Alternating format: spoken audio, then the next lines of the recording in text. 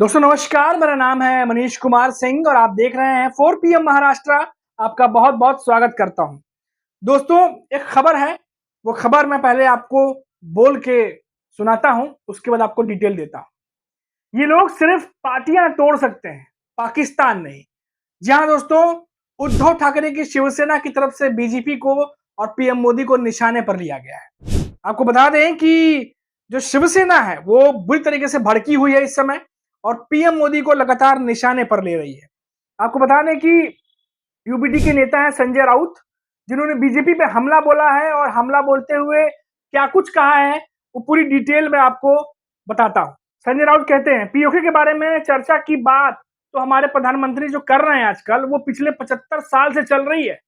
मोदी जी का सीना 56 इंच का है, वो बात नहीं करते बल्कि दुश्मनों को घुटने पर लाने की बात करते। लेकिन ट्रंप ने जो किया है वो देश की संप्रभुता के लिए बेइज्जत करने वाली बात है। ट्रेड की बात आप किससे करेंगे, डोनाल्ड ट्रंप से, और पीओके की बात आप पाकिस्तान से करेंगे, ये सवाल पूछ रहे हैं। लेकिन उसके लिए भी ट्रंप को पूछना पड़ेगा, वो आपको अनुमति देंगे तो आप बात करेंगे। ये लगभग सिद्ध हो गया है कि देश को ट्रंप चला रहा है। इस देश में व्यापारियों का राज है, लेकिन एक इंटरनेशनल व्यापारी यहां से व्यापारियों को कंट्रोल कर रहा है। कहां गई आपकी देशभक्ति? बड़ा सवाल शिवसेना, उद्धव ठाकरे की शिवसेना की तरफ से उठाया जा रहा है। संजय राउत जो है उन्होंने घेरने की कोशिश की है। देखिए क्या कहा है संजय राउत ने आगे, पीएम मोदी कितने देश घूमकर आए, वॉशिंगटन से ट्रंप ने ये बात पूरे विश्व को क्यों बताई, मैंने युद्ध रुकवाया, और आपके कल के बयान में इस घटना का जिक्र भी नहीं है। जो कल रात को पीएम मोदी ने 8 बजे संबोधन किया उसमें कह रहे हैं कि आपने इस बारे में बोला भी नहीं। सबसे पहले ट्रंप भाषण करते हैं, पूरी धजिया उड़ा देते हैं। पीएम ने डोनाल्ड ट्रंप ने नाम तक नहीं लिया। ट्रंप को बोलना तो चाहिए था, और मैंने ट्रंप को बोलना चाहिए था कि मैंने मेरे प्रिय मित्र से बात की, मैं मोदी जी के साथ खड़ा हूं। अब देखिए दोस्तों ये तंज भी है, कह लीजिए एक तरीके से जो संजय राउत कह रहे हैं। और इस बात को लेकर के शिवसेना जो है वो बहुत ज्यादा एग्रेसिव नजर आ रही है। दोस्तों ट्रंप ने जो किया है, प्रेसिडेंट ट्रंप, वो बहुत ही हिंदुस्तान के लिए, एक जो देश की हमारी संप्रभुता है उसके लिए बहुत ही बेइज्जत करने वाली बात। ट्रेड की बात आप किससे करोगे? ट्रंप से। और पीओके की बात करेंगे पाकिस्तान से। लेकिन उसके लिए भी ट्रंप को पूछना पड़ेगा। अगर ट्रंप आपको अलाउ करेगा तो ही आप बात करोगे। या आप लगभग सिद्ध हो गया है कि ये इस देश को ट्रंप चला रहा है।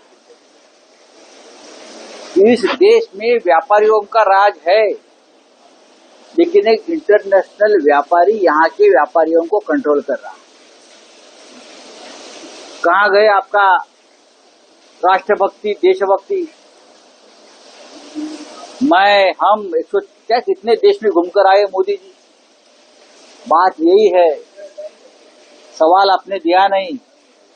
वॉशिंगटन से प्रेसिडेंट ट्रंप ने ये बात पूरे विश्व को क्यों बताई कि मैंने वॉर रुकवाई, और आपके कल के स्टेटमेंट में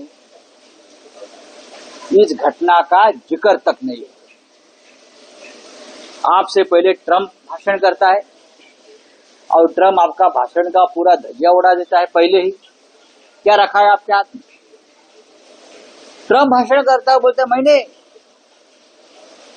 भारत हिंदू, मोदी का नाम तक नहीं लिया ट्रंप ने, डोनाल्ड ने, उनका तो दोस्त है ना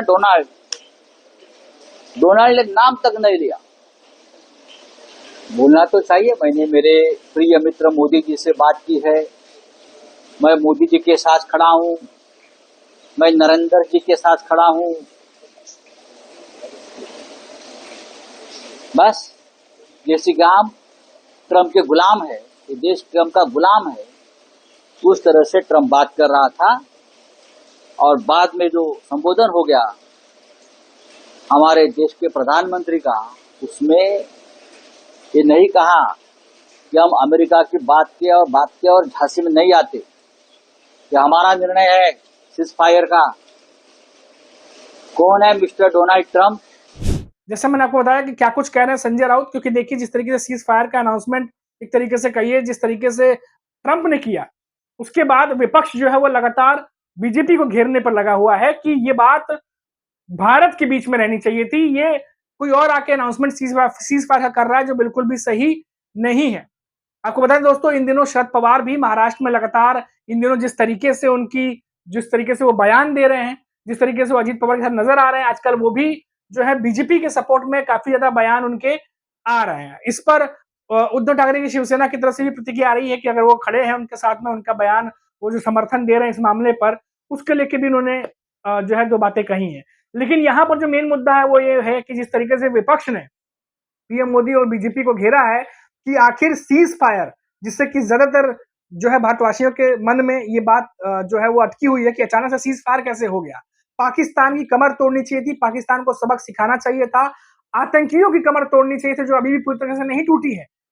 तो इस पर जो है वो सवाल जो है वो खड़े हो रहे हैं। अब ऐसे में ट्रंप का सीज फायर का अनाउंसमेंट करना, विपक्ष लगातार हमलावर है, और उसी में से महाराष्ट्र में भी देखा गया कि जो उद्धव ठाकरे की शिवसेना है, उनके जो नेता है संजय राउत, ये वो तमाम बयान खड़े कर रहे हैं। हालांकि आमतौर पर संजय राउत जो है वो लगातार बीजेपी को और पीएम मोदी को निशाने पर रखते हैं, लेकिन इस बार जिस तरीके से ट्रेड की बात जब कही है डोनाल्ड ट्रंप ने कि मैंने कहा कि व्यापार रोक देंगे, व्यापार नहीं करेंगे, उसके बाद से खासतौर पर जो विपक्ष है, चाहे कांग्रेस हो, चाहे महाराष्ट्र में शिवसेना हो, उनके निशाने पर बीजेपी और पीएम मोदी जो है वो आए हुए हैं। अब देखना होगा कि आने वाले समय में, क्योंकि महाराष्ट्र में भी देखा जा रहा है कि जो ये ऑपरेशन सिंदूर हुआ है, इसको लेकर के सपोर्ट तो सारे दल कर रहे हैं, लेकिन फिर भी कुछ बातें ऐसी हैं जिसको लेकर सवाल पूछा जा रहा है, और आने वाले दिनों में कौन किस करवट बैठेगा, कौन सा नेता किसके साथ जाएगा, महाराष्ट्र में ये भी देखना इन दिनों बहुत दिलचस्प हुआ है। क्योंकि महाविकास अघाड़ी, इंडिया गठबंधन जो है चुनाव के दौरान बहुत ज्यादा मजबूत थी, लेकिन अभी वो महाराष्ट्र में नजर नहीं आ रहा। लेकिन महाविकास अघाड़ी